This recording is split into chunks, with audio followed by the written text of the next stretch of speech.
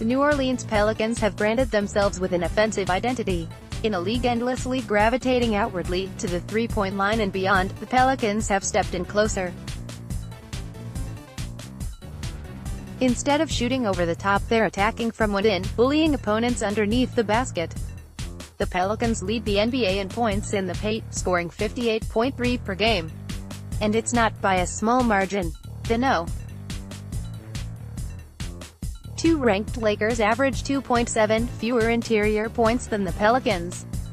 It's the largest separation between any two consecutively ranked teams in the league and illustrates just how much better New Orleans is in the paint than the rest of the NBA. "We play to our strengths," Solomon Hill said. "Look at the guys we have on our roster. We have to stick to our guns. We have guys who can lead the league in free throw attempts. And see nights where we get like 60 or 70 points inside and get to the line a lot, and it makes us really hard to defend." Jrue Holiday's eyes lit up at the sound of it. Even during the Pelicans' current 10-game trend of alternating wins and losses to tether themselves to a .500 record, they've managed to maintain their dominance inside.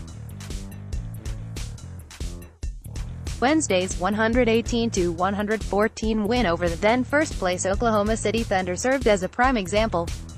Not only did the Pelicans attempt 30 free throws and saddle forward Jeremy Grant with 4 first-half fouls, they also racked up a 74-48 advantage in the paint. "I thought the points in the paint and the offensive rebounding and them on the glass really impacted the game," Thunder coach Billy Donovan said.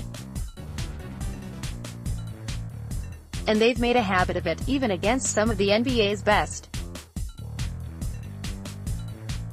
The Pelicans outscored two of the league's 6 stingiest interior defenses, Memphis and Boston, over the previous 2 weeks, maintaining their identity regardless of the opponent. Now, they'll aim to keep that edge at 6 p.m. Sunday night, facing the Miami Heat inside the Smoothie King Center with a chance to notch consecutive wins for the first time since November 19. "Our whole goal is to get the ball into the paint," Coach Alvin Gentry said.